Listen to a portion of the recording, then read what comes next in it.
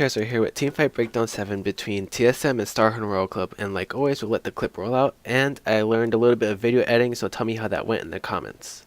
Into this dragon fight. And there's over 1,000 gold. 4 members of TSM that goes anyway. Amazing gets the steal. Rumble goes out. Look how it's separating the fight right now. They take down Insect. Chum the waters on Dyrus, the best person. He can throw the shield along with Bjergsen on. He will go down though. Zero with a beautiful monsoon to keep the fight going. And TSM is trying to recuperate here, but it's just too much damage coming in from Royal Club. Now Turtle joins the fight. Does he have enough for the sustain? Uzi's still putting up shots. He's fighting within the press to get more headshots.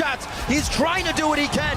Wild Turtle's gonna come out on top, throws down the explosive shot, and comes up with a triple kill. Lost Boy is so good in these team fights. Alright, so let's get into team comps and items. So for TSM side, we have one Bruiser, Lee Sin, double AP, Rumble Orianna. We have an AD Tristana who has a really good late game, and we have Nami for utility. On Starhorn Royal Club side, we have Ryze, Fizz as their double AP. We have Caitlyn for turret sieging, Kha'Zix to launch out void spikes, and Janna for disengage. So I think that TSM did get outdrafted if they don't play their comp correctly. If TSM can play their comp correctly and perfectly, which they do in this match, they did outdraft Starhorn Royal Club, because Starhorn Royal Club's whole objective of their team comp is to get Caitlyn to hit a turret with Janna's shield, and for Janna to be there for disengage while Kha'Zix is launching void spikes. And then you have Ryze split pushing to draw pressure away from the turret that Caitlyn's sieging, and have Fizz in the jungle to kind of get people who are transitioning to try and take out the split push or to start fights. And TSM side, because it's very easy for TSM to whiff a Rumble ultimate, to whiff an Orianna ball, or to not get a Lee Sin kicker, a knockback from Tristana, or the engage from Nami ultimate. However, TSM does play their comp very, very well, and Starhorn Royal Club was put so far behind by this fight that they can't even get a chance to siege a turret, and even then they're super scared of TSM actually getting that nice Rumble ult or getting that nice Orianna ult because of how well they played. So kudos to TSM. And getting into the items, people who come up huge for the TSM side is Dyrus. Dyrus has 40-50 flat magic penetration, so he's going to be chunking out people hard with his ultimate. And no one else on TSM actually has really that many items. Amazing is kind of tinky at this point. Turtle is really far behind. He has a BF Sword and a Zeal, where normally at this point Tristana's either have the Infinity Edge and no other items, or they have the BF Sword and then they have Static Shiv. But because he got rocked so hard in lane by Uzi and Zero, he's not going to have either, and he's going to spend the beginning of this fight trying to catch back up while Amazing goes for the Dragon Steel. And getting into Starhorn Royal Club's items, it's really important to note that there's not much magic resist because of Dyrus, not because of Dyrus, but there isn't much magic resist because of how far it is into this game. And Dyrus was super ahead, so he has a lot of magic penetration, so people on Starhorn Royal Club's team are gonna get chunked really, really hard. And Uzi is very, very far ahead, and he has his Infinity Edge, so he comes up really huge for this fight. Korn actually comes up huge for this fight as well, because he has his Lichbane, and he's gonna be able to space out his Lichbane procs with his abilities to burst Dyrus and to burst Bjergsen, so he comes up huge in this fight. And it's also really important to note that Insect doesn't have enough tank items to be able to do his initiation. He jumps in, gets a decent chunk onto multiple members of TSM, and he ends up just dying. And it's not really that great from Insect, and the only thing he has to kind of tank the damage of TSM is that Hex Drinker. And even though TSM is double AP, they do have a lot of magic penetration on Dyrus, and Bjergsen does a decent chunk of damage, so Insect instantly gets blown up. So anyways, that's it for team comps and items, and next we're going to get into the actual fight.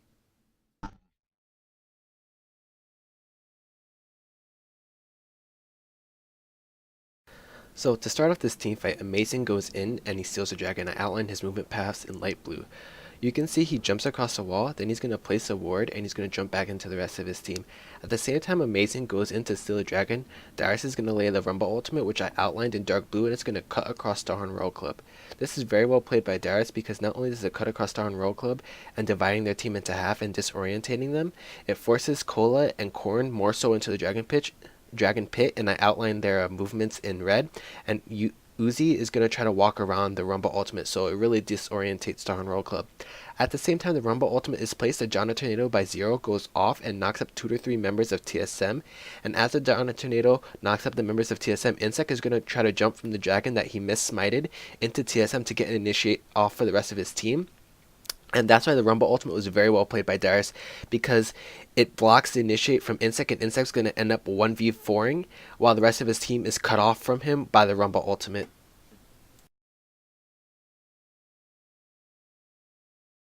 So for the next part of this team fight, I'm going to show how impactful the Rumble ultimate actually was.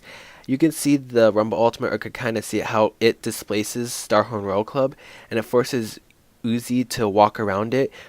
Cola's going to try to walk in and out of it, and he's going to take a bunch of damage, and I do point out Starhorn Royal Club's movement paths in red.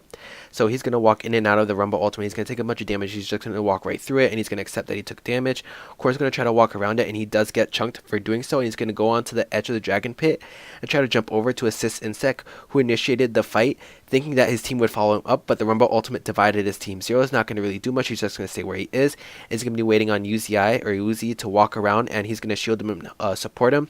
Insect ends up doing the initiation 1v4, and he's pretty screwed right now, and TSM doesn't have much hard CC outside of Nami's ultimate and Tristana, who's not in this fight yet, so they're going to use the Bjergsen ultimate to lock down Insect, and Insect does get a decent chunk, and this Bjergsen ultimate, they could have held on to it probably a little longer, and they could have used it in a more impactful way later on in the team fight.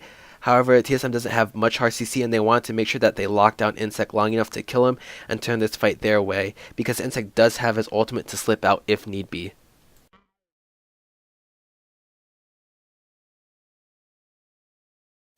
So as the members of Starhorn Royal Club make it across the Rumble ultimate, Corrin's going to launch his ultimate onto Dyrus, and at the same time TSM is going to be in full retreat mode, but they're going to kill Insect as they're retreating. And as they're retreating, Bjergsen's going to move his ball outwards, and he's going to place an Orianna W to prevent Cola and Corrin from re-engaging, but Cola's going to be in range of Dyrus regardless, and he's going to lock up Dyrus long enough for Uzi and Zero to start focusing him and for Corrin to get around.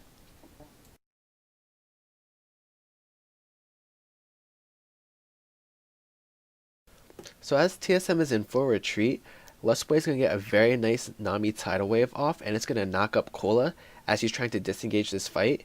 However, Dyrus, acting as kind of a quasi-tank, is going to walk back into Starhorn Royal Club, and Dyrus is the focus of Starhorn Royal Club right now. And it's good and bad for both teams, because Dyrus arguably could have kept walking and running away, and he would have been able to probably put Starhorn Royal Club more so into his team, and for Turtle, give Turtle enough time to walk up and join the fight. However, Corrin, because he also dodged the Nami tidal wave with the Playful Trickster, he's going to come down and meet Dyrus at the same time, and he's going to get his Playful Trickster damage off on Dyrus and a Lich Brain proc W auto attack, and Dyrus is going to get bursted and die. Bjergsen's going to move towards Dyrus to try and assist him, but it's not going to be enough. Amazing It is going to jump onto Cola, and their position is very important for later on in the fight. And the Nami tidal wave was good because it prevented Uzi from immediately joining the fight, and he had to sidestep the tidal wave to be able to get his DPS onto Dyrus. And Zero's going to move towards into Corrin's position and where Dyrus dies, and he's going to try to reset the fight again for Starhorn Royal Club's favor.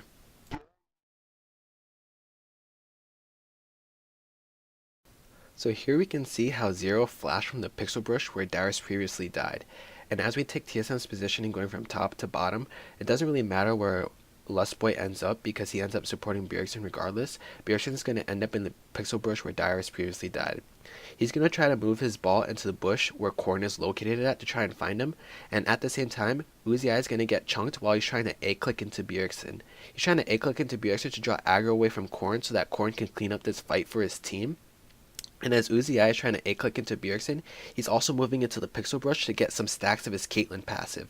And this is going to help him do more damage and trying to focus down and burst Bjergsen. Cola is also trying to focus Bjergsen, but because of the Janna ultimate, Amazing ends up on the other side of Cola, giving him a pretty nice insect kick to kick Cola into zero and knocking up both, giving enough time for Turtle to come up from bot lane where he was previously farming from the dragon fight, and to assist his team and to clean up this fight for TSM. So I mainly have this clip here just to show the high level of mechanics that people do have on the world stage. Korn is going to re-engage onto Bjergsen, and he's going to chunk him out really hard, but Korn's going to pay the price, and he's going to get chunked out equally hard by lolesports and Bjergsen, who are going to chase him back into the brush where he came from. And the only reason Korn was forced to re-engage into this fight was because Bjergsen found vision of Korn, and Korn got scared that Bjergsen and lolesports were going to kill him. As Bjergsen is focusing Korn, Uzi and Cola are going to be focusing Bjergsen, and Bjergsen's going to get chunked out, mostly by Uzi, as Cola is knocked up with 0, and this was a very good Lee Sin kick by Amazing, because it not only knocked up both of them, but it forced Amazing to take the Jana Tornado, which could have been used onto Bjergsen to lock him up long enough for Uzi to kill him. So Amazing does kind of peel for Bjergsen by just preventing himself as a threat with his amazing Lee Sin kick, and this also gives Wild Turtle enough time to join the fight, where he's going to end up doing a lot of damage and killing 0. So for this section of the team fight, Korn goes back into he flashes back into the bush actually, and lolesports and Bjergsen are going to follow him and try to pick up the revenge kill. However, lolesports is going to end up picking up the kill, and Bjergsen is going to pay for it with his life as he gets chunked by the Rise Q that I highlighted in red and the Uzi I autos, and eventually he's going to die to the Uzi Caitlyn Q. Meanwhile, Amazing re-engages onto 0, and Wild Turtle's putting out auto attacks and DPS onto 0, and he's going to kill 0. And after this kill, Amazing's going to jump away because he's too close into proximity to Uzi and Cola, which will kill him with all the damage that they have and how low Amazing is.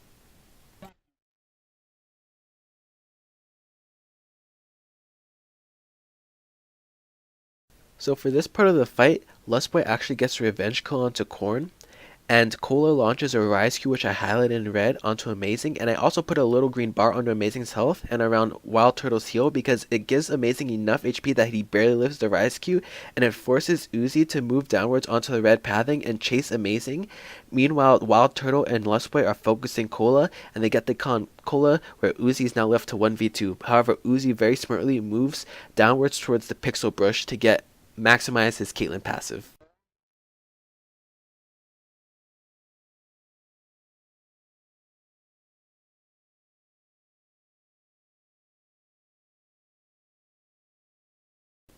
So as this fight comes to a close, Uzi's left to 1v2 the two remaining members of TSM, lolesports and Wild Turtle. lolesports doesn't really do much in this fight. He ends up just running away and trying to take aggro away from Wild Turtle. Wild Turtle puts as much DPS as he can to Uzi, and Uzi's in the bush trying to maximize his DPS and also try to get as many empowered crit auto attacks as he can, but he dies before lolesports dies, and lolesports actually burns his flash, which he didn't need to do in my opinion, but I'm pretty sure he was just scared of Uzi trying to net after him and get the 1-for-1. I just want to say thanks for watching. Let me know how the video editing went, and I'm sorry for not producing content in a long while because I want to make this one really good and I had to learn how to edit videos, and I also have class and I'm in college, and I also have to stay up for these world matches, so I'm pretty beat by the time I get home, and I took the time when there was no world matches. I'm going to be producing a few articles on the groups A and B. I might do some on C and D. And if you're someone who produces music or knows where I can get long music for these videos, I'm going to leave my contact info in the comments below, and you guys can message me.